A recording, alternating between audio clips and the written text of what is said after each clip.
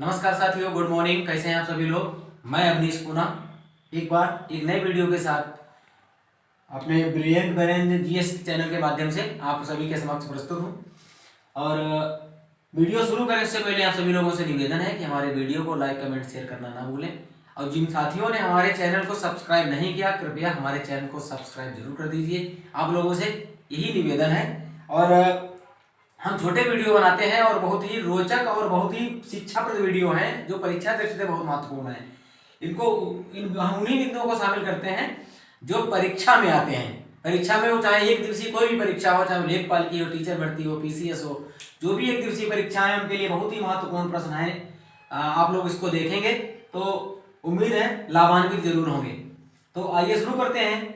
अभी 2 दिन पहले एक वीडियो बनाया था हमने पहाड़ और चोटियों को लेकर के, तो उसी से संबंधित उसके आगे का थोड़ा सा वीडियो हमने और बिंदुओं को शामिल किया है। इसमें कुछ हमने हिमालय को लिया है, कुछ थोड़ी चोटियां ली हैं, और हिमालय से संबंधित जो अन्य बिंदु हैं जो परीक्षा दृष्टि से बहुत महत्वपूर्ण है उनको हमने इसमें लेने की कोशिश की है। और उसमें हम बताएंगे कि कौन सा महत्वपूर्ण बिंदु है। इसको आप लोग ध्यान से देखेंगे तो परीक्षा में आप लोगों को बहुत लाभ होगा। आइए शुरू करते हैं नए वीडियो को, जो कि हमने हिमालय चोटियां और अन्य जो पहाड़ थोड़े संबंधित हैं उनके संबंध में लिया है। तो शुरू करते हैं। शुरू करने से पहले हम एक प्रश्न, मैंने 2 दिन पहले वाले वीडियो में प्रश्न पूछा था कि नहरों का देश किसे कहा जाता है, तो इसका हम आप लोगों को उत्तर बता देते हैं। इसका उत्तर है पाकिस्तान। पाकिस्तान को साथियों नहरों का देश कहा जाता है। अब हम शुरू करते हैं। हम कल ही बता चुके थे कि हिमालय विश्व की सबसे ऊंची सतत पर्वत श्रृंखला है जो कि पूर्व से पश्चिम फैली हुई है। एकमात्र ऐसी श्रृंखला है साथियों जो पूर्व से पश्चिम फैली है और सबसे ऊंची सर्वोच्च है, जो विश्व में इससे ऊंची कोई भी पर्वत श्रृंखला नहीं है। तो इसी के बारे में और थोड़ा बात करते हैं। हिमालय जो है वो सबसे नवीन है, और यहाँ पे एक समझने वाली बात है, हिमालय सबसे नया है। जो विश्व में जितनी भी पर्वत श्रेणियां हैं उनमें हिमालय सबसे नया है। ये भी एक बलित पर्वत है। प्रश्न आता है कि हिमालय पहाड़ जो है वो किस टाइप का है। कुछ बलित होते हैं, कुछ ब्लॉक होते हैं, तो उस टाइप के होते हैं, तो ये बलित पर है, जिसको मोड़दार कहते हैं, अंग्रेजी में इसको फोल्डेड कहते हैं। बलित पर्वत है। संसार की सबसे ऊंची सतत पर्वत श्रृंखला है। संसार की सबसे ऊंची सतत पर्वत श्रृंखला है जो कि पूर्व से पश्चिम फैली हुई है। और इसका निर्माण जो हुआ है वो अवसादी शैलों से हुआ है। हिमालय का निर्माण अवसादी शैलों से हुआ है। कभी कभी पूछ देते हैं कि हिमालय का जो निर्माण हुआ है वो किस प्रकार की शैलों से हुआ है। अगला बिंदु मैंने लिया है, ये कहां से कहां तक विस्तृत है। तो हम पश्चिम में अगर जम्मू कश्मीर में जाएंगे तो जम्मू कश्मीर में एक पर्वत श्रेणी है, पर्वत चोटी है, जिसका नाम है नंगा पर्वत।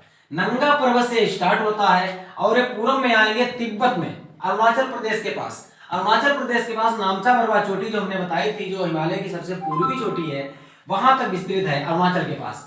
तो कहां तक है, पश्चिम में जम्मू कश्मीर में नंगा पर्वत से नामचा बरवा तक ये हमारा हिमालय जो है विस्तृत है। वहां से दक्षिण की तरफ मुड़ जाता है नामचा बरवा से, जो मेघालय वो सॉरी अरुणाचल के किनारे से म्यांमार होते हुए नीचे की तरफ आता है।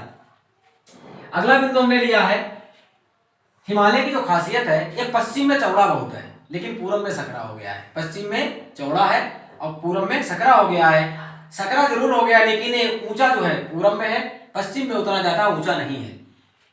पर्वत इसकी जो ऊंचाई है वो पूर्व में इसकी ऊंचाई ज्यादा है, पश्चिम में ऊंचाई कम है। पश्चिम में चौड़ाई ज्यादा है, पूर्व में चौड़ाई कम है।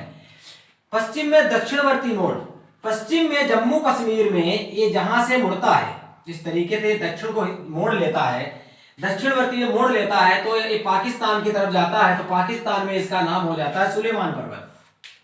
पाकिस्तान में इसको सुलेमान पर्वत कहा जाता है। और इसी पर्वत को अफगानिस्तान में हिंदू कुश पर्वत कहा जाता है।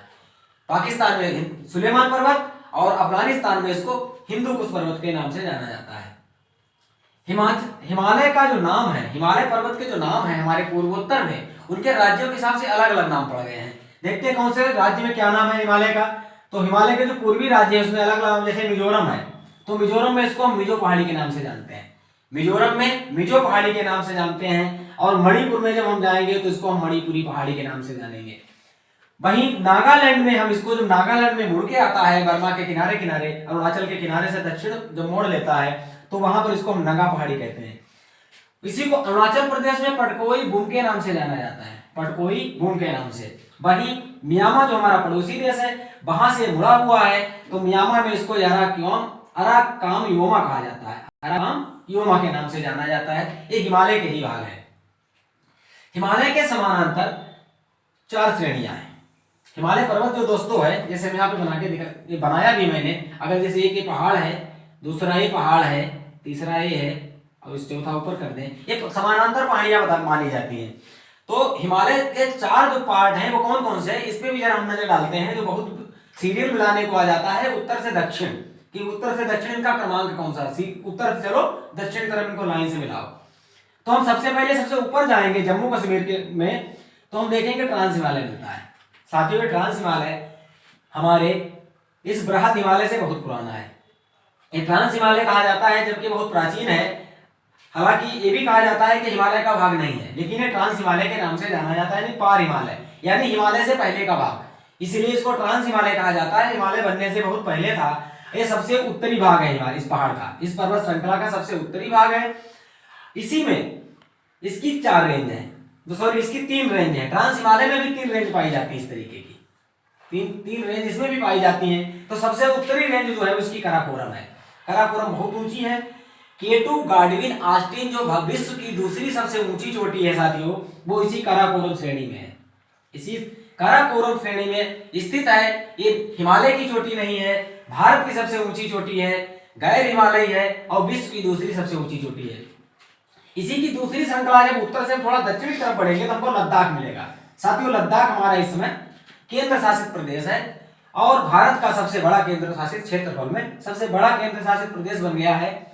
तो उसके बाद लद्दाख मिलेगा हमें, और लद्दाख में ही साथियों एक चोटी मिलती है वहां पर जो बहुत ऊंची चोटी है और ये सबसे तीव्र ढाल वाली चोटी मानी जाती है। प्रश्न आता है कि भारत में सबसे तीव्र ढाल वाली चोटी कौन सी है, तो राकापोसी चोटी है। इसकी ढाल जो एकदम से बहुत ही सपाट और बहुत तीखी इसकी तेज जो है ढाल है इसका, तो राकापोसी चोटी लद्दाख में पाई जाती है। ट्रांस हिमालय की तीसरी रेंज जो है वो जस्कर है। तो ट्रांस हिमालय में 3 रेंज हमने बताई, काराकोरम, लद्दाख, जस्कर, और उसके काराकोरम में K2 गाडविन, लद्दाख में सियाचिन, और एक चीज और यहाँ पे काराकोरम में ही सियाचिन ग्लेशियर पाया जाता है साथियों, जहाँ पे हमारे देश का सबसे ऊंचा युद्ध स्थल है सियाचिन में, जहाँ फौजी लोग रहते हैं, हमेशा बर्फ रहता है। तो ये जो सियाचिन है वो काराकोरम श्रेणी में ही है, K2 गाडविन ऑस्टिन के आसपास। तो ये 3 श्रेणियां हो गई, काराकोरम, लद्दाख, जस्कर। कभी कभी सीरियल लगाने को आ जाता है उत्तर से दक्षिण, तो सबसे उत्तरी काराकोरम, फिर लद्दाख, फिर जस्कर। जस्कर जो है वो सबसे दक्षिणी पर्वत श्रेणी है। दूसरे नंबर पे आते हैं जो इसका समानांतर है वो बृहद हिमालय, बृहद या सर्वोच्च हिमालय इसको कहा जाता है, यहीं से हिमालय शुरू होता है। और साथियों, विश्व की 10 जो सबसे ऊंची चोटियां हैं वो इसी बृहद हिमालय में पाई जाती हैं, जिसमें माउंट एवरेस्ट है, कंचनजंगा है, नामचा बर्वा है, कई ऐसी चोटियां हैं। 10 विश्व की सबसे ऊंची चोटी हैं वो इसी बृहद हिमालय में पाई जाती हैं। तो सबसे पहले ट्रांस, उसके दक्षिण में बढ़ेंगे तो बृहद हिमालय, फिर हम उससे और थोड़ा दक्षिण की तरफ आएंगे तो हमको मिलेगा मध्य या लघु हिमालय। ये मध्य या लघु हिमालय में जब आएंगे उसके और दक्षिण को आएंगे तो हमको मिलेगा शिवालिक। ये सबसे नवीन है और सबसे शुरुआत है। जब यहाँ टनकपुर से अगर कोई उत्तराखंड जाता है और इधर पीलीभीत होके जाएंगे तो टनकपुर से आगे जैसे बढ़ेंगे तो शुरू हो जाती है शिवालिक श्रेणी। ये नई श्रेणी है, ये जितना नैनीताल वगैरह सब शिवालिक श्रेणी में ही, और ये इधर पूर्णागिरि का जो दरबार है वो इसी शिवालिक श्रेणी में पाया जाता है। तो बाकी ये श्रेणियां जो पहाड़, इसके समानांतर जो 4 पहाड़ियां हैं हिमालय की जो मैंने बताई आपको, उनका सीरियल वही है, उत्तर से दक्षिण की तरफ लगाने के लिए आता है। और हम एक बात यहाँ पे और करेंगे, जो मैंने अभी 1-2 दिन पहले आप लोगों को चोटियां पढ़ाई थी जो सबसे ऊंची थी, इनका क्रम पूछ देते हैं कि उत्तर से दक्षिण या पूरब से पश्चिम सीरियल क्या है, कौन सी चोटी के बाद कौन सी चोटी आएगी। तो इसको मैंने लिख रखा है यहाँ पर, आप लोग इसको नोट कर सकते हैं। अगर हम पश्चिम से चलेंगे और पूरब की तरफ जाएंगे हिमालय में, यह सब बृहद हिमालय में ही है, ध्यान रखिएगा। तो हम जम्मू कश्मीर से चलेंगे तो सबसे पहले हमको मिलेगा नंगा पर्वत। नंगा पर्वत के बाद हमको दूसरी चोटी मिलेगी, वो बंदरपूछ मिलेगी, ये उत्तराखंड में है, ये जम्मू कश्मीर में है। उसके और आगे बढ़ेंगे हमको नंदा देवी मिलेगी, जो आप लोग खूब जानते हैं, नंदा देवी बायो रिजर्व भी है, उत्तराखंड में है। उसके और आगे बढ़ेंगे हमको अन्नपूर्णा मिलेगी जो कि नेपाल में है।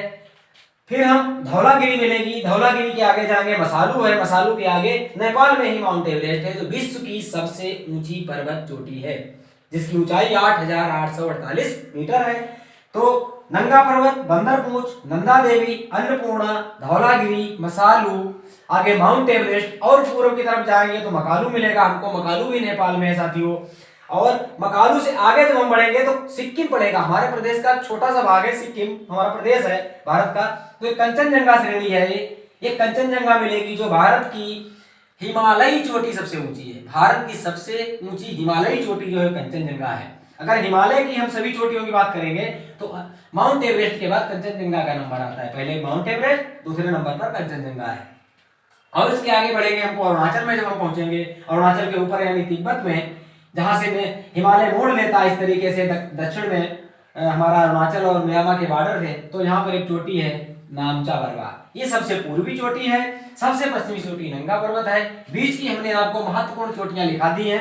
इनमें से कोई भी हटा करके सीरियल से ना रख करके अलग तरीके से रख करके बाद में सीरियल से लगाने को कहा जाता है परीक्षा में कि कौन सी चोटी किस चोटी के बाद आती है, इनका पूर्व से पश्चिम क्रम क्या होगा या पश्चिम से पूर्व क्रम क्या होगा। तो इस चीज इसका आपको लाभ अवश्य मिलेगा। इन चोटियों को सीरियल याद कर लेंगे तो एक प्रश्न आपको हर परीक्षा में लगभग आता है, चाहे कितनी भी छोटी परीक्षा हो, इन बिंदुओं से प्रश्न जरूर पूछा जाता है।